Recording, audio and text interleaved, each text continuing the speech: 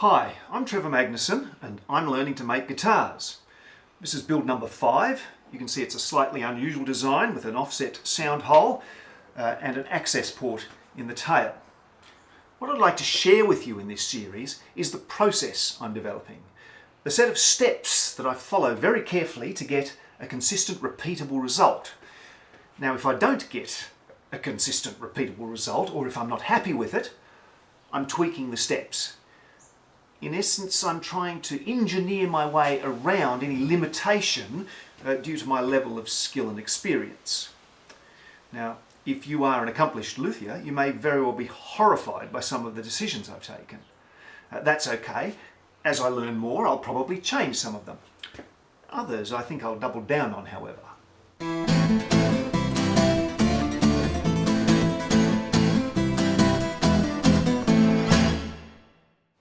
We're going to start the build with the access port internal components, and for that we're going to need to cut and mill an awful lot of timber. Imminent montage, dum dum. Bam, bam, bam, bam.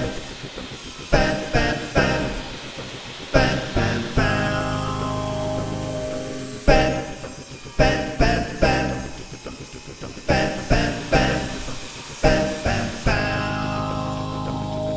Chang, chang, chang, chang. Chang, chang, chang. Chang, chang, chang. Chang, chang, chang, chang, chang. Chang, chang, chang. Chang, chang, chang. Chang. So now we've got a whole bunch of lengths and thicknesses and widths, and we need to set aside half of them, which are going to be upright grain and don't need to be bent, and steam bend half of them, which are going to be cross grain and therefore do need to be bent. First of all, moisten them.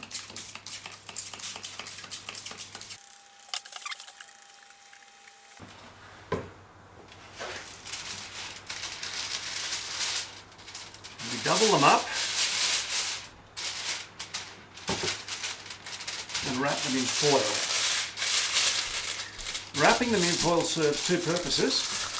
It keeps the steam in and it prevents any iron filings that might be around from staining the wood. Because once we get the wood up to that sort of temperature, anything with iron in it reacts to form ferric acetate or something. It's black, you don't want to see it.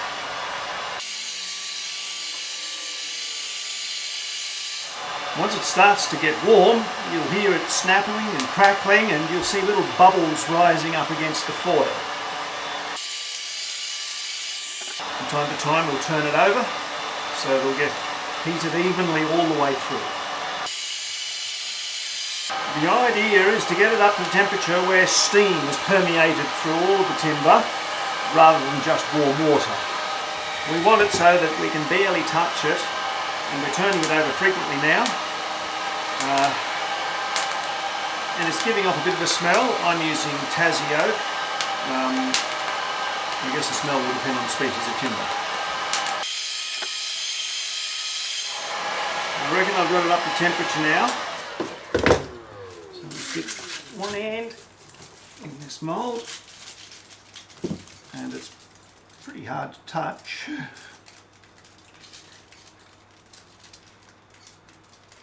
Just slowly bend it over the form.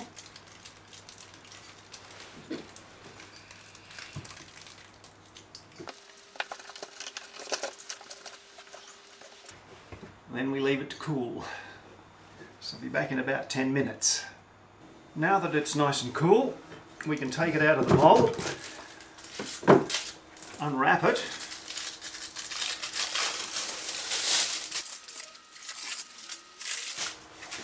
and while it dries, which will probably be overnight, you can just store it in something that kind of keeps it under tension. I'm using a clamp.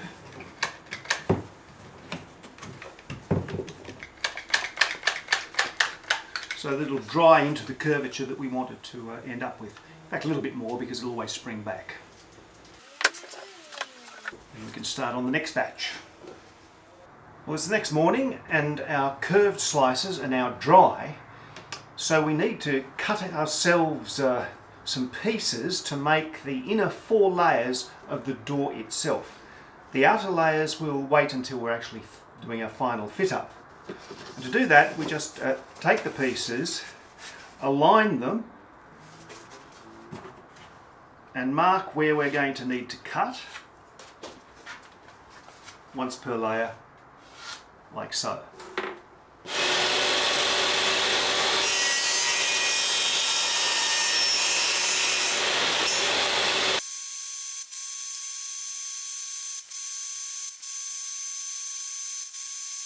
Now that we have these pairs trimmed, slightly oversized, we just need to laminate them in these fairly simple molds.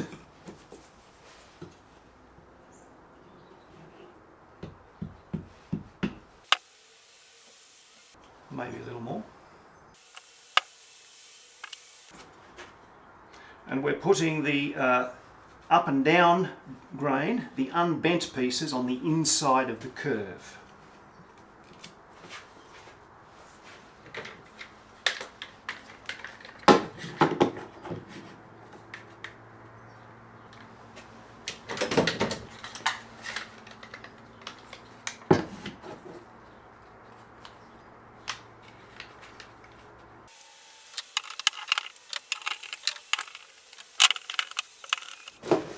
Just finished the second one and I'm cleaning away some of the squeeze out, but it doesn't really matter because we're going to be trimming it later.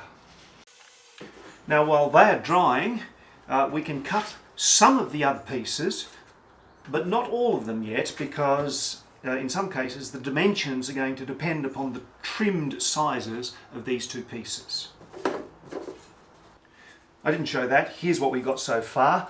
I'll hold off on the rest until these pieces are finished and trimmed. It is worth mentioning that when I was cutting, I was using a sacrificial piece of scrap MDF so that we get nice edges on the underside without any tear out.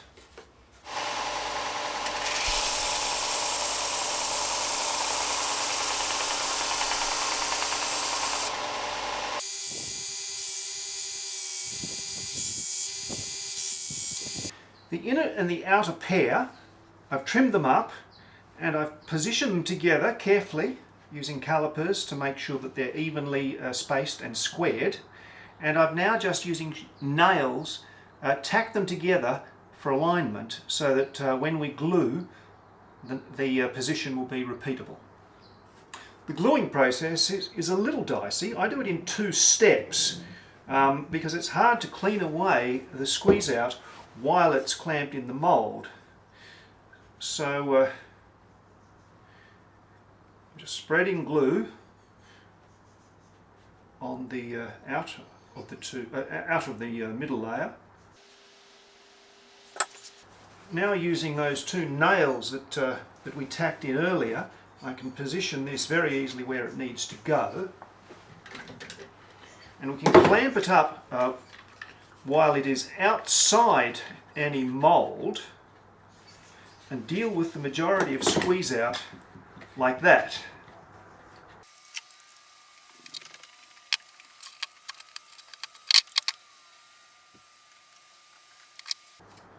A chisel can be used to get rid of some of the squeeze out quite easily.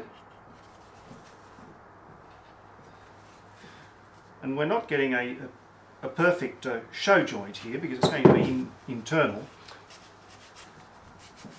And as we clamp properly, a little bit of extra squeeze out will occur as well, but that should be easy to clean up after it is dry. Now we can clamp it into the mould. As you can see, a little bit more squeeze out is coming.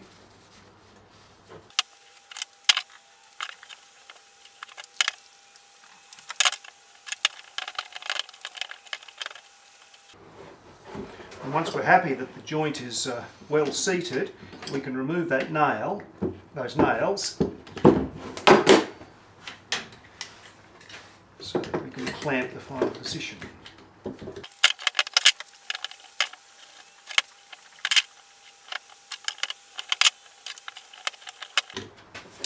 Now we wait for that to set. Well, the cover has come out of the mould. The joint is very clean. There is minimal squeeze out inside the groove there.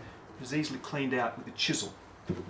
It's time for the next set of glue ups, and for that we are taking the curved section and gluing inside a strip of cross grain, and in each case that's going to sit against the cover like that.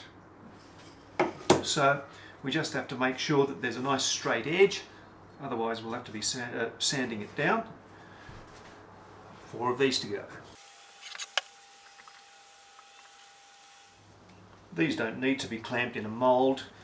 The curved section holds its form very well, and the cross grains just conform very, very, very easily.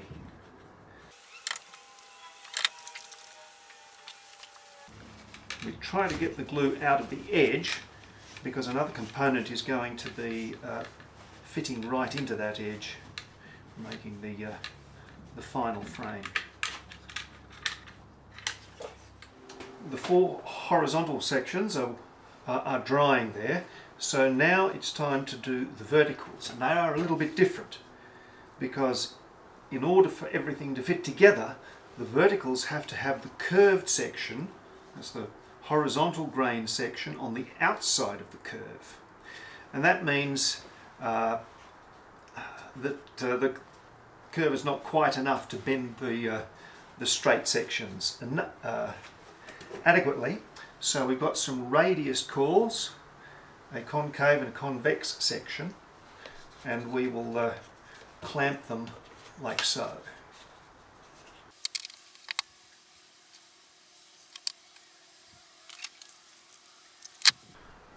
The clamp wasn't aligned correctly and it caused the piece to slide, which is not what we want.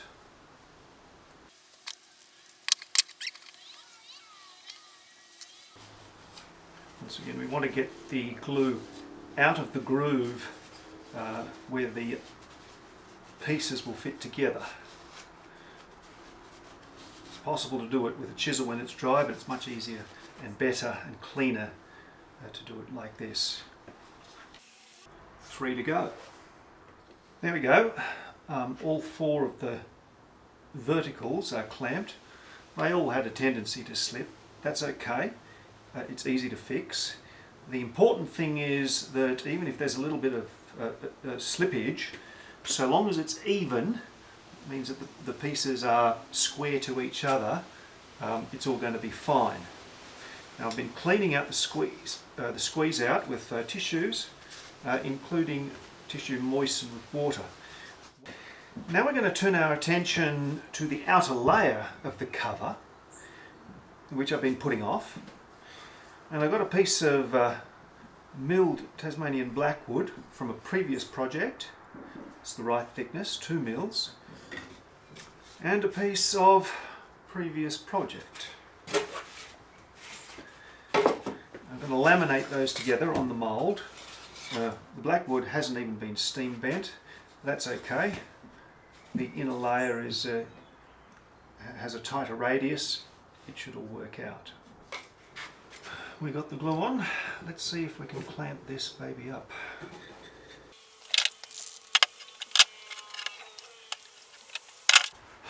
Trust me, there are some things you don't need to see.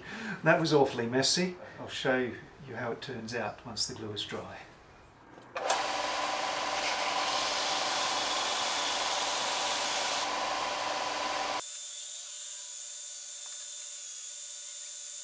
We now have our 8 pieces cleaned up, trimmed. As you can see, each of them fit together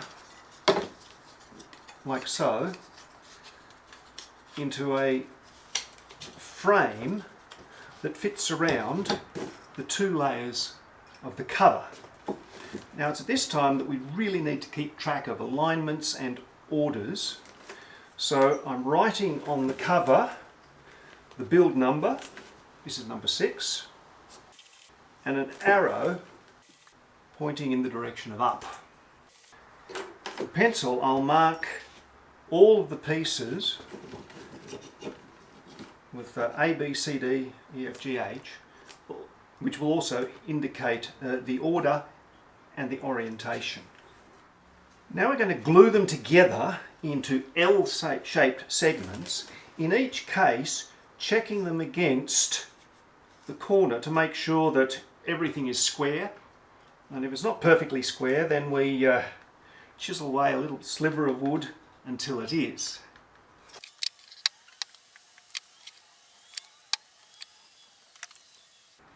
And I'm checking that that each of the corners fit together to make nice clean joins. Once again, cleaning away any squeeze out. This one is not quite square, so I'm just chiseling off a sliver of wood against one of these edges so that when I fit together it aligns perfectly against the edge that it will be framing around. And now we wait for that glue to dry. Now that these 4 pieces are dry, I need to glue the inner layers together like so, and the outer layers together like so. What I've been doing is holding up, particularly for the middle layer, that's the outer of these two, holding up this to the light and checking that the gap is even all around, that the angles are correctly square, and they weren't, so I've been just taking off the tiniest bit of wood by rubbing against a piece of sandpaper like that. So we now have that matching up perfectly, and that also matching up perfectly, giving a very nice, almost no light shining through it. I've been doing something similar to this, only I cannot hold the middle one up to the light, so I just have to examine the gap as carefully as I can. The next thing I need to do is to make sure that when they do fit together, these lengths are all correct, so that it is tight all the way around, because in each case there is a ledge that defines that inner perimeter, and that must match the perimeter of each of these layers. If it's not quite right, once again it's simply a matter of shaving off a little bit of the wood with a chisel until it fits perfectly. Okay, I'm pretty confident that this will square up perfectly around the outermost of these 2 layers, so time to glue it up.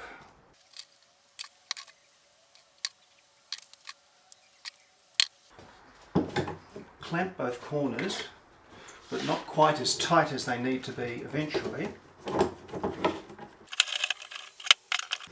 And we'll slide the cover into place, align it,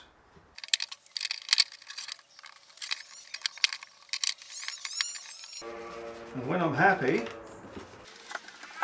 then we'll fully tighten those and deal with some of the squeeze out.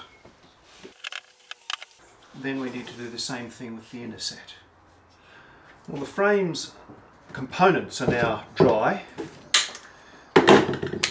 and we now get to one of the delicate operations of the process, where we need to drill holes. Before we drill those holes, however, I'm just going to give the surfaces of these a light sand, because just to get them ready so that they can be glued together later in the build. To make sure that all of the transitions are smooth, that any squeeze out that we missed is sanded off. While I'm at it, I'm also going to just finalise the fit. things are a little tight after the glue up, so we'll just sand in on these edges so that the cover fits in snugly but not tightly. It was complicated somewhat in that these two pieces have sprung back a little since we laminated them, and they're not holding the true curvature that they will in the guitar. I just used a clamp to kind of press them together so that I could check that the true clearance was okay. Now we're ready to drill. Using my calipers, I've scratched lines into the wood 6 millimeters in from each side of each corner, then penciled them in, and now I'm using the hole punch to put a guide hole exactly where I want it. And it was not quite right, we kind of just kind of push it over. This is our last chance to get this part right, so that when we drill, the hole will be exactly where we want it. You'll notice that I've got a piece of scrap underneath the workpiece so that we can get a clean exit hole, and I've got another piece of scrap here to elevate the other end so that we have a perfectly flat surface where we're going to be drilling.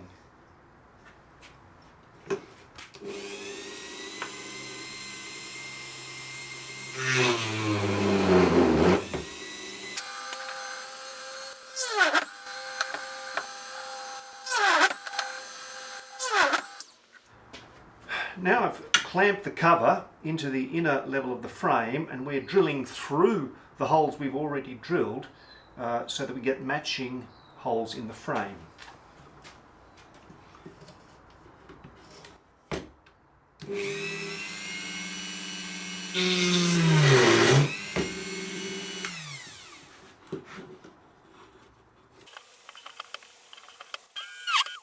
And so on.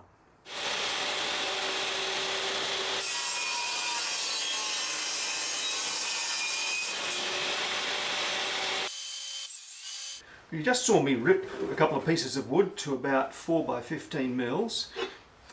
These are going to be called the nut strips, and they will hold the nuts that the screws, or that the bolts that attach the access port cover screw into.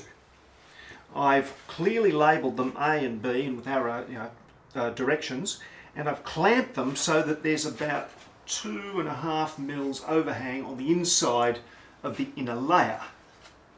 So now I'm then just going to mark the hole points like so. Then we'll take them off, mark them with the hole punch and drill them.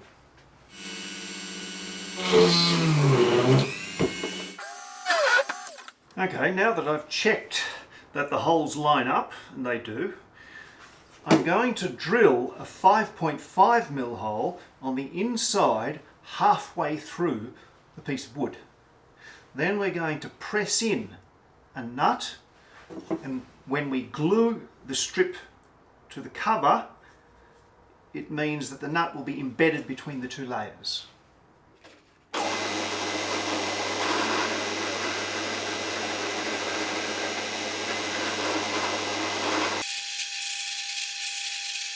Now we can take our brass nuts and hammer them into those holes so that they're perfectly flush.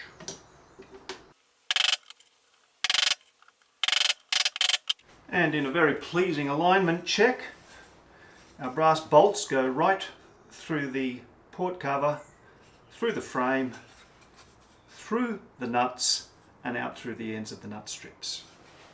Well, that concludes this segment of the build. We're not going to be gluing the layers together yet. That needs to wait until the sides are ready.